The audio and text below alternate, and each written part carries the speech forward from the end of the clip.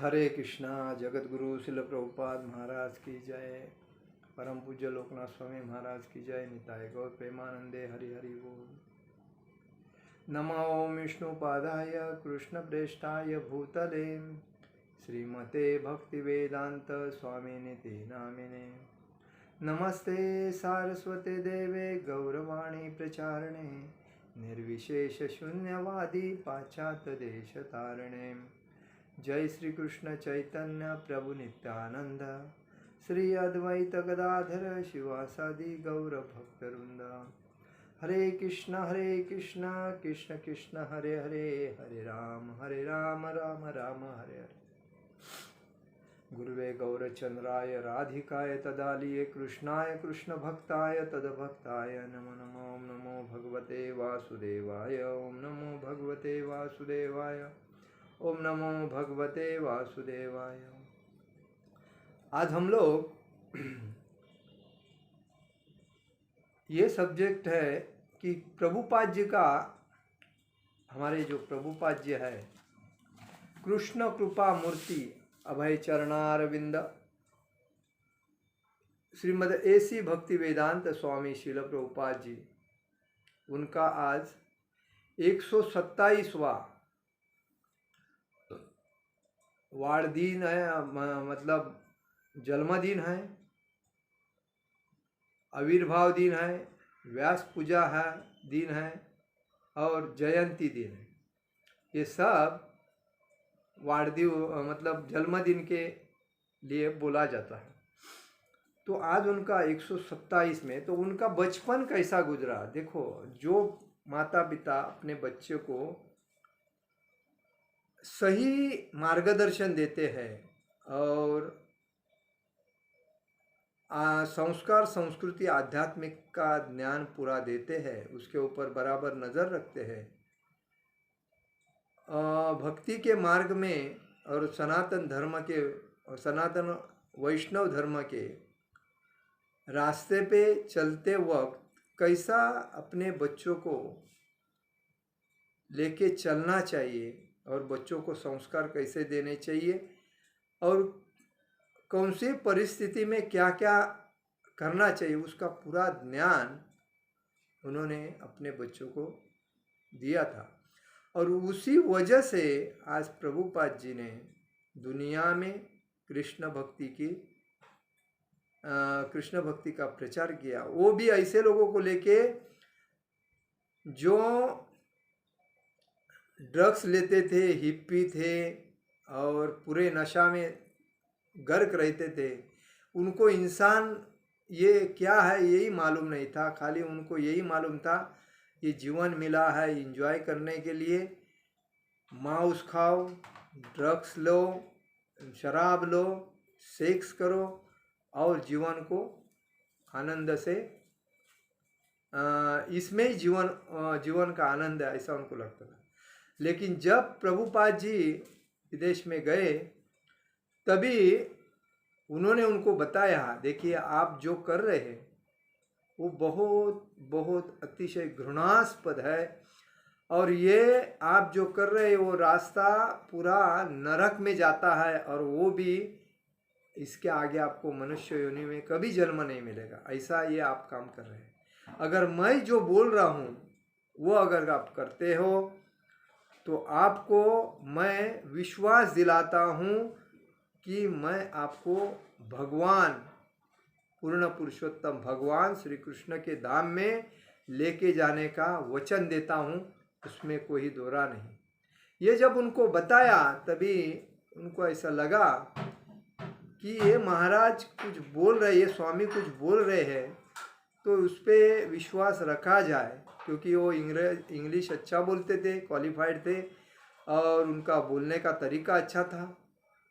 तो उसके बाद में उन्होंने उसके ऊपर विश्वास रखा, आहिस्ता आहिस्ता उनके प्रवचन में आने लगे और बाद में आहिस्ता आहिस्ता खुद को एक एक चीज़ से अलग अलग करने लगे। जो चाय पीते थे, कॉफ़ी पीते थे, शराब पीते थे, सेक्स करते थे, डांस मतलब ड्रग्स लेते थे और गलत काम करते थे, तो उसमें से आहिस्ता आहिस्ता अलग हो गए और अलग होके प्रभुपाद जो बोलते थे वो करने लगे।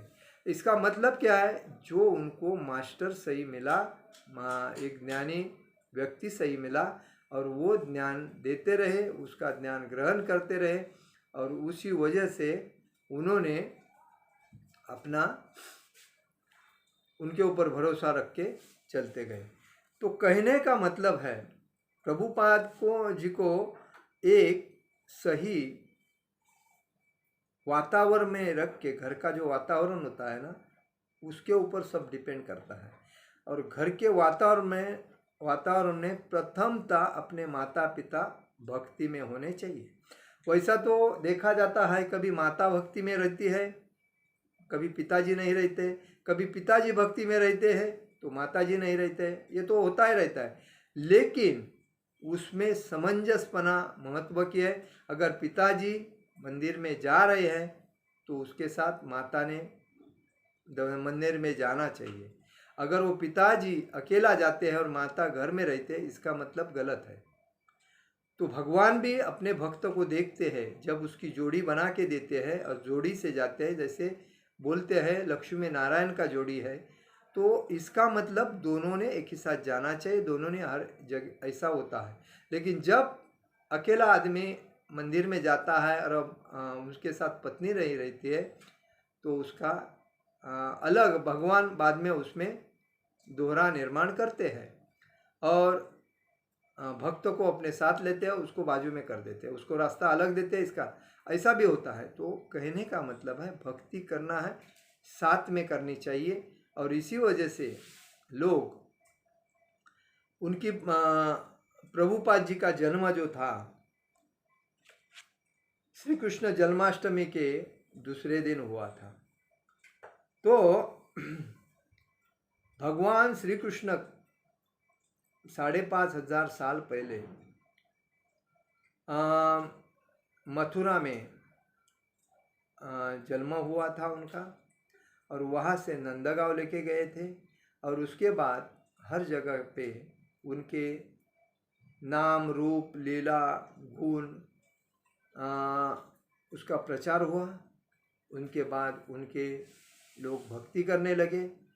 तो राधा और कृष्ण की लोग भक्ति करते थे, तो वो हिसाब से उनके जो पिताजी थे, कौन, प्रभुपाद जी के पिताजी थे मोहन डे, तो वो हमेशा राधा कृष्ण की भक्ति करते थे। और वो हिसाब से कभी भी उनके बाजू में एक मंदिर था राधा गोविंद, तो उस मंदिर में कभी भी वो जाने के टाइम पे अपने बच्चों को लेके जाते थे और बच्चों पूजा करते थे, उधर के साधु संतों को प्रसाद बांटते थे और साधु संतों को अपने घर में बुला के उनको वस्त्र देते थे, पैसा देते थे, उनको प्रसाद देते थे और उनसे अपने बच्चों को आशीर्वाद लेते थे, दिलाने को बोलते थे और उनको हंसी खुशी में उनका आदर सत्कार करके उनके भेजते थे। तो वो जो साधु संत आते थे घर में, इसलिए कहा गया है साधु संत येती घरा तोची दिवाली दसरा। जो साधु और संत जब आचार्य जो घर में आते हैं और उनके पैर जब अपने घर में लगते हैं तो वो एक तीर्थ क्षेत्र अपने घर में आया है, ये समझना लोगों का काम है। लेकिन आजकल लोग साधु संत दिखता है तो बोलता है ये ढोंगी है, ऐसे करके उसको मारते हैं। कितना पाप बड़ा करके अपने ऊपर सर पे लेते हैं, उसका कोई शब्द नहीं है, बोल नहीं सकते। इतना बड़ा अपराध करते हैं लोग अपने स्वार्थ के वजह से। तो कहने का मतलब है श्री कृष्ण जन्माष्टमी का दिन था और कलकत्ता में प्रभुपाद जी रहते थे, उधर मुसलमान भी थे। तभी ब्रिटिश का राज्य था। प्रभुपाद जी का जन्म 1896 में हुआ था।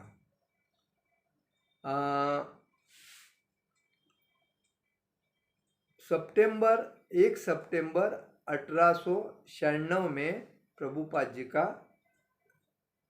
जन्म हुआ था। हम लोग अभी बात करते हैं उसके ऊपर। लेकिन तभी मुस्लिम और अंग्रेज़ों का राज्य था, ब्रिटिश का राज था अपने देश के ऊपर।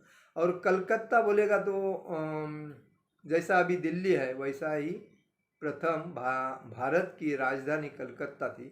और उसमें ही सब यूरोपियन, अंग्रेज, ब्रिटिश वगैरह के लोग रहते थे और उधर से सब हैंडल होता था। तो उस टाइम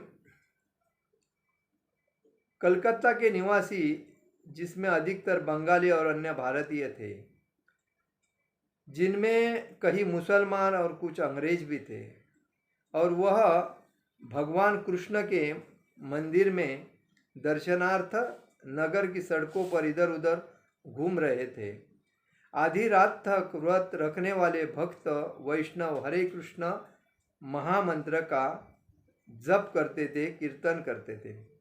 श्री कृष्ण के जन्म और कार्यकलापों के संबंध में श्रीमद् भागवतम का पाठ भी सुनते थे। वे रात्र भर व्रत, उपवास, कीर्तन और पूजा पाठ करते रहते।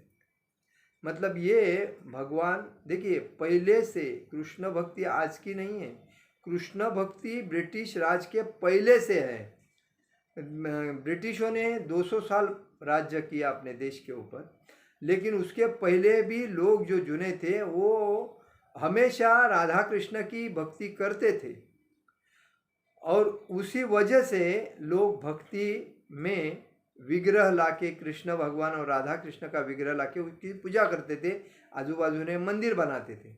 लेकिन ये जब कांग्रेस की सरकार आने के बाद उन्होंने मुसलमान को ऊंचा किया और हिंदू को नीचा किया, और अपने उनके जो दिग्गज थे उनके कुरान के ऊपर उन्होंने जो लोगों को बताने का चालू कर दिया, और इसीलिए हिंदू धर्म पीछे पीछे गिरता चला गया। और तभी भक्ति के ऊपर का जो विश्वास है वो हिंदू लोगों को भी कमी हो गया। जैसा कि ब्राह्मण जो थे, वर्णाश्रम धर्म में 4 आश्रम है, ब्राह्मण, क्षत्रिय, वैश्य, शूद्र। तभी ब्राह्मण काम करते थे, क्षत्रिय का क्षत्रिय काम करता था, वैश्य का वैश्य काम करता था, और शूद्र का शूद्र काम करता था। लेकिन ये लोगों ने जब सत्ता आने के बाद, 70 साल की सत्ता आने के बाद, उन्होंने पूरा चेंज कर दिया।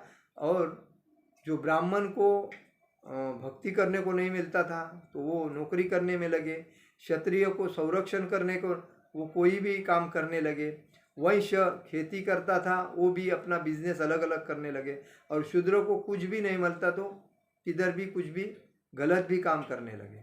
तो ये किसी वजह से हुआ। ये जब सत्ता 1947 में देश स्वतंत्र होने के बाद जो परिस्थिति, सरकार स्वतंत्र होने के बाद जो सरकार आया कांग्रेस, और उसने मनमानी देश के जो अच्छे अच्छे लोग हैं उनको उन्होंने साइड कर दिया, और जो गलत लोग हैं उनको नज़दीक कर दिया, और हिंदू को कैसा डाउन करने का और मुसलमानों को कैसा ऊपर करने का ये सिखाते चले गए। और इसी वजह से हिंदू का पूरा विश्वासघात हो गया, क्योंकि हिंदू को इतना ज्ञान नहीं था। जो पहले ज्ञानी थे उनको सब मालूम था भगवान की, उनकी भक्ति, जो मंदिर बांध के रखे थे उसमें पूजा पाठ वगैरह अच्छा चलता था। तो कहने का मतलब ये है कि भगवान श्री कृष्ण के जन्माष्टमी के दूसरे दिन 1 सितंबर 1896 में कलकत्ता के उपनगर टालीगंज के एक छोटे मकान में एक बालक का जन्म हुआ। कौन से? कलकत्ता के उपनगर में टालीगंज के एक छोटे मकान में, उनके गांव का मतलब उनके माता जो रहती थी, वो माता रहती थी, उस गांव का नाम टालीगंज है। उधर उनका जन्म हुआ। बालक का जन्म नंदोत्सव के दिन हुआ था, जब कृष्ण के पिता नंद महाराज ने कृष्ण जन्म के उपलक्ष्य में उत्सव मनाया था। इसीलिए बालक के चाचा ने उनको नंदूलाल कहकर पुकारा। मतलब देखिए, भगवान श्री कृष्ण का जन्म होने के बाद नंद महाराज ने भी उत्सव बहुत बड़ा किया था। इसलिए प्रभुपाद जी के जो चाचा थे, काका, तो उन्होंने भी इनका नाम नंदूलाल रखा और उन्होंने भी उत्सव मनाया।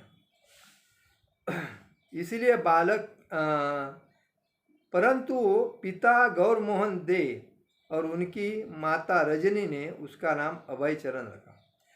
परंतु पिताजी ने, उनके पिताजी का नाम क्या था?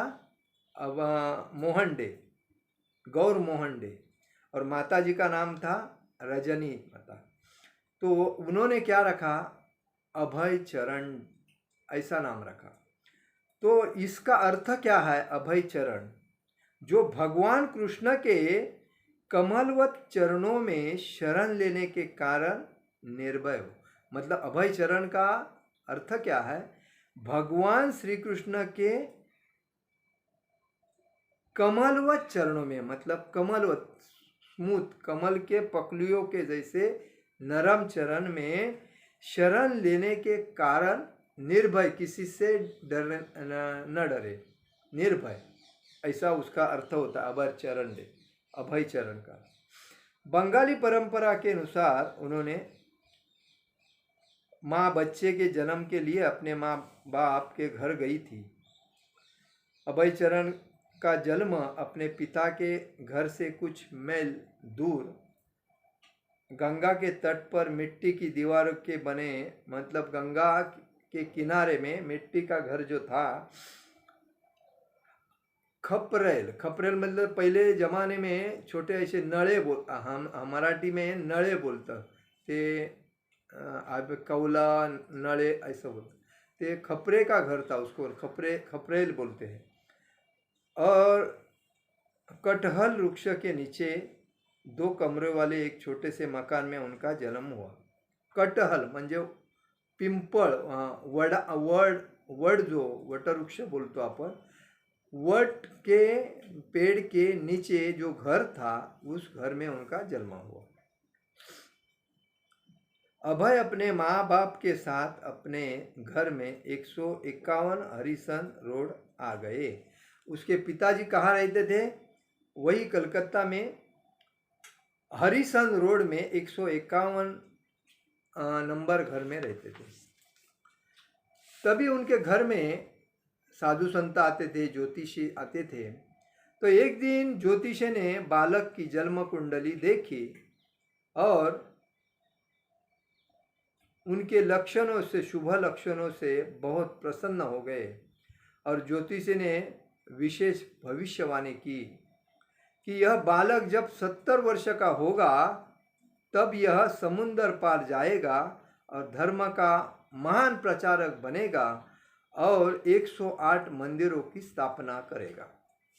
मतलब वो ज्योतिषी ने उनकी भविष्यवाणी क्या कही थी कि ये बालक 70 साल का होने के बाद विदेश में जाके सनातन धर्म का, वैष्णव धर्म का महान प्रचारक बन के 108 मंदिर बनाएगा।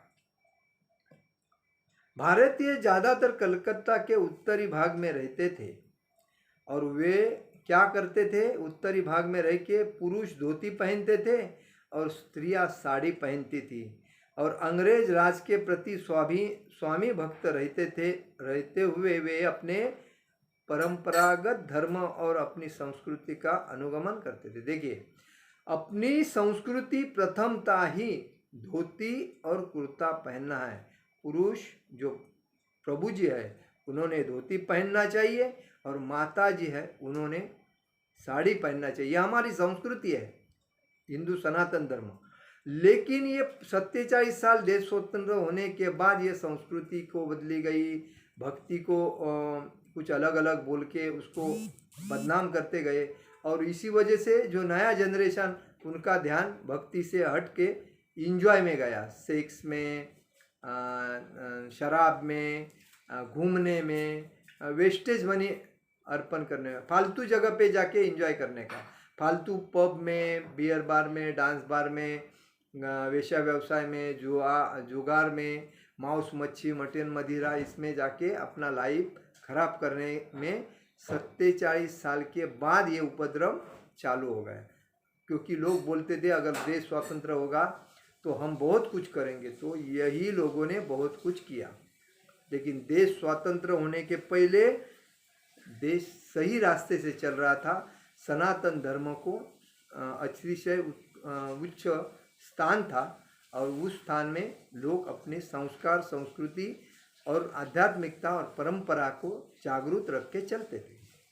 तो अभय का घर 151 हरिसन रोड में कलकत्ता के उत्तरी खंड में था। अभय के पिता गौरमोहन डे सामान्य इनकम वाले थे, मतलब सामान्य व्यक्ति थे और एक कपड़े का व्यापारी थे। उनका अभिजात सुवर्ण वर्णीय संप्रदाय में जन्म थे, मतलब वे सुवर्ण वंश जन्म, वंश मतलब ब्राह्मण क्षत्रिय वंश, म्हणजे वैष्णिक संप्रदाय में उनका जन्म हुआ था। तभी वो उनका कपड़े का भी दुकान था, धान्य का भी दुकान था, तो वो इसमें दिया है।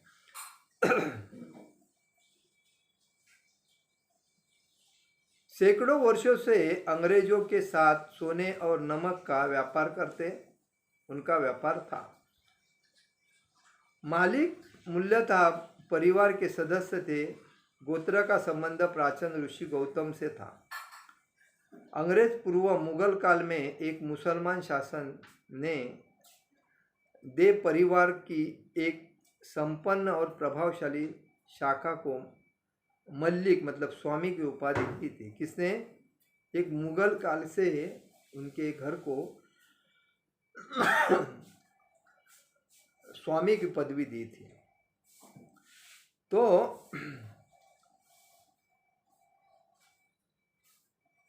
तत्पश्चात कई पीढ़ियों के बाद वे दे परिवार की एक कन्या का विवाह मल्लिक परिवार से हुआ और तब दोनों परिवार एक दूसरे से बहुत निकट आए। हरिसन रोड में एक 3 मंजिली मकान, कुछ कमरों में गौरमोहन अपने परिवार के साथ रहते थे। उनके निवास के सामने सड़क के पार राधा गोविंद का एक मंदिर था, मतलब घर के बाजू में रास्ते से पार करके एक राधा गोविंद जी का मंदिर था, जहाँ गए 150 वर्ष से मलिक लोग राधा कृष्ण के शिव विग्रह की पूजा अर्चना करते। मतलब उनके दादा परदादा पिताजी ये गौरमोहन डे ये 150 साल से उस राधा गोविंद मंदिर की विग्रह की पूजा करते थे और वो पूजा का खर्चा भी चलाते थे। सुबह प्रातःकाल जलपान के पूर्व मल्लिक परिवार के सदस्य राधा गोविंद के श्री विग्रह का दर्शन करने मंदिर जाते थे। वे एक बड़े थाल में भात, कचौरी और सब्जियां रखकर श्री विग्रहों को अर्पित करते थे और तब प्रसाद के रूप में उनका वितरण सवेरे पास पड़ोसी से आने वाले दर्शनार्थी में करते थे।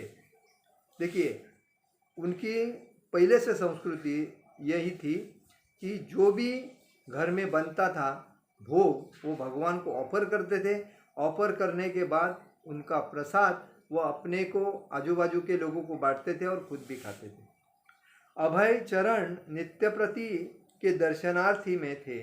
साथ में उनकी माता होती और पिता होते थे। मतलब प्रभुपाद जी अपने माता पिता से रोज मंदिर में जाते थे और देखते थे पिताजी कैसी पूजा करते हैं, पिताजी कैसे भोग ऑफर करते हैं।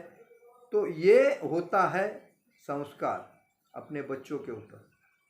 प्रभुपाद जी कहते हैं, मैं सिद्धेश्वर मल्लिक के साथ एक बच्चा गाड़ी में सवारी करता, मुझे मोती कहता और उसका उपनाम सुविधि था। नौकर हम दोनों को साथ चलाता था। यदि किसी दिन मेरा यह मित्र मुझे न देखता तो वह पागल हो उठता। वो बच्चा गाड़ी में मेरे बिना सवारी न करता, हम एक क्षण के लिए भी अलग न होते। मतलब प्रभुपाद जी बोलते हैं कि वो जो सिद्धेश्वर मलिक का एक बच्चा जो था वो मेरे सिवा जाता ही नहीं था, और एक दिन अगर नहीं मिलता तो उनको चैन नहीं पड़ती। तो प्रभुपाद जी राधा गोविंद मंदिर के द्वार पर खड़े होकर राधा गोविंद की मूर्ति के सामने प्रार्थना करना मुझे स्मरण है। मैं घंटों मूर्ति को देखा करता, तिरछे नेत्रों वाली वह मूर्ति कितनी सुंदर थी। मतलब देखिए, हम लोग मंदिर में जाते हैं तो मंदिर में जाने के बाद भी भगवान का सातत्य से दर्शन करते रहना चाहिए। और बाद में जा तो प्रभुपाद जी राधा गोविंद के मंदिर में जाके वो सातत्य से देखते थे। जब अभय 1.5 वर्ष के थे तभी उनको टाइफाइड बीमार पड़ गए। परिवार के डॉक्टर बोस ने मुर्गी का सूप देने के लिए कहा, तभी गौर मोहन ने विरोध किया, मैं इसे नहीं दूंगा, देना है तो देना है, नहीं तो वो मर जाएगा। डॉक्टर क्या बोला, इनको बुखार आया है, टाइफाइड हुआ है, ये बीमार है, तो इनको मुर्गी का सूप देना पड़ेगा। लेकिन मोहन डे ने कहा कि इनको मैं मुर्गी का सूप नहीं दूंगा क्योंकि मेरे घर में मांस मच्छी नहीं होता। तो किंतु हम मांस भक्षी नहीं हैं, गौर मोहन ने तर्क किया, हमारे रसोई घर में मुर्गी नहीं पकाई जाती। डॉक्टर ने कहा चिंता न करे, डॉक्टर बोस थे, उन्होंने कहा चिंता न करें, मैं इसे अपने घर में तैयार करूंगा और एक जार में लेके आऊँगा, आप केवल गौर मोहन ने यह करते हुए स्वीकार कर दिया। तभी उनके पिताजी ने कहा ठीक है, यदि यह मेरे बेटे के जीवन के लिए आवश्यक हो अस्तु। डॉक्टर मुर्गी का सूप ले आए और वह अभय को दिया, परंतु अभय ने वह सूप उल्टी कर दिया। देखिए, तो पहले से प्रभुपाद जी वेजिटेरियन वैष्णव थे और भक्त थे, तो उनको जब डॉक्टर ने कहा इनको सूप देना पड़ेगा मुर्गी का, तो फिर भी डॉक्टर ने अपने घर में पका के उनके लिए ला के दे दिया। तो अब प्रभुपाद जी ने मुंह में लेने के बाद तुरंत उल्टी कर दिया। डॉक्टर ने स्वीकार किया, जाने दीजिए यह ठीक नहीं। तब गौर मोहन ने मुर्गी का सूप बाहर फेंक दिया और अभय मांस खाए बिना ही टाइफाइड से धीरे धीरे अच्छे हो गए। यही बात है कि हम हमारे घर में अपने बच्चों को कुछ भी देते हैं तो वो हिसाब से अपने बच्चों को तकलीफ होती है। भक्तों के प्रभुपाद जी अपने पिताजी को देखते थे, भक्तों के मंत्रोच्चार और ढोलकों और करतालों के वादन के साथ कीर्तन आरंभ हुआ, तभी अभय और उनके मित्र देखते रहते थे। पुजारियों ने अगरबत्ती अर्पित की, उसका धूम तरंग हवा से उठती रही। तब एक प्रज्वलित दीप चलाया गया, फिर एक शंख, एक रुमाल, कुछ पुष्प, एक समार, एक मोरपंख। अंत में पुजारी ने ऊंचे स्वर में शंख बजा और आरती का समाप्त हो गई। मतलब आरती के लिए जो लगता है वो भी प्रभुपाद देखते थे अपने पिताजी कैसे कर रहे हैं। सन 1900 में अभय 4 वर्ष के थे, तभी प्लेग रोग फैला था। दर्जनों व्यक्ति हर दिन मरने लगे थे। लोग शहर छोड़ के जा रहे थे। हिंदू, मुसलमान, ईसाई, पारसी सभी उसमें सम्मिलित हुए थे। दल बनाकर वे गली गली और द्वार द्वार। तभी क्या हुआ था, 1900 में प्लेग का रोग आया था और उसमें बहुत से लोग मरने लगे, और मरने के वजह से लोग अपना घर छोड़ के अलग जगह पे जा रहे थे। तभी एक बाबा जी ने सारे कलकत्ता में हरे कृष्ण संकीर्तन का आयोजन किया। एक बाबा जी थे, उन्होंने कोई भी दवा देने के बाद भी अच्छा नहीं होता था, तभी बाबा जी ने कहा कि हरे कृष्ण का मंत्र का कीर्तन करो, देखिए क्या होता है। तो उन्हें क्या किया, हिंदू, मुस्लिम, ईसाई, पारसी सभी को सम्मिलित किया उस दल में, और गली गली, द्वार द्वार हरे कृष्णा कृष्णा कृष्णा हरे हरे, हरे राम राम राम हरे हरे का मंत्र जारी किया। उसके बाद यह दल गौर मोहन के घर पहुंचा और गौर मोहन ने उत्कंठा पूर्वक उसका स्वागत किया। यद्यपि तब अभय छोटे बच्चे थे और उनका सिर मुश्किल से संकीर्तनों में घुटनों तक पहुंचता था। मतलब तभी बच्चे एकदम छोटे बच्चे थे, तो वो हिसाब से उनका सिर मुश्किल से संकीर्तनों से घुटनों तक पहुंचता था, मतलब छोटे थे। फिर भी वे उसमें उनके नाच गाने में शामिल होते थे। मतलब छोटे बच्चे कैसे नाचते वैसे ही प्रभुपाद जी उसमें नाच गाने में शामिल होते थे। उसके कुछ समय बाद प्लेग शांत हो गया। देखिए भक्ति का कैसा असर है। इसीलिए हम लोग बोलते हैं कि हर एरिया में मंदिर बनना चाहिए, और मंदिर नहीं बनता है तो हरिनाम संकीर्तन ये सबसे श्रेष्ठ है। बाकी कुछ काम का नहीं है, सब कुछ व्यर्थ है। हरिनाम संकीर्तन आपको रोग राई, कष्ट, तकलीफ से सबसे बचाएगा। गौर मोहन की अभिलाषा अपने पुत्र को वैष्णव बनाने की थी। वे चाहते थे कि अभय राधा रानी के सेवक बने, भागवतम के प्रचारक बने और मृदंग के भक्तिपूर्ण वादक की कला सीखे। उनके घर पर साधु संत नित्य आते और वे उनसे हमेशा यही प्रार्थना करते, कृपा करके मेरे पुत्र को आशीर्वाद दीजिए कि राधा रानी उन पर प्रसन्न हो और उसे अपने वरदान का पात्र बनाए। तो प्रभुपाद जी के पिताजी क्या साधु संतों के ऊपर मान करते थे कि मेरा पुत्र राधा कृष्ण का भक्त बने। प्रभुपाद जी बोलते हम सुखी थे, ऐसा नहीं था कि हमारे पास मोटर कार नहीं है इसलिए हम दुखी हो। मेरे पिताजी कहा करते थे भगवान के 10 हाथ है, यदि वे तुमसे कोई वस्तु छीन लेना चाहते हैं तो तुम 2 हाथों से कितना विरोध कर सकते हो। अगर वो कुछ आपको देना चाहते हैं तो 2 हाथों से आप कितना ले सकते हो। यही बोलते हैं कि यदि वे तुमसे कोई वस्तु छीन लेना चाहते हैं तो 2 हाथों से तुम कितना विरोध कर सकते हो, और यदि वे तुम्हें 10 हाथों से देना चाहते हैं तो 2 हाथों में तुम कितना ग्रहण कर सकते हो। ये प्रभुपाद जी के पिताजी बोलते हैं। तो भगवान की यही लीला है। जब अभय की माँ ने कहा कि वे चाहती थी कि उनका पुत्र बड़ा होने पर अंग्रेज वकील बने, जिसका तात्पर्य था कि अध्ययन के लिए लंदन जाना पड़ेगा। मतलब उसकी माँ की इच्छा थी कि अपना पुत्र वकील बने और केस लड़ के पैसा कमाए। तो मल्लिक परिवार के एक चाचा को यह विचार अच्छा लगा, तो उन्होंने गौर मोहन को यही सुनना भी पसंद नहीं था।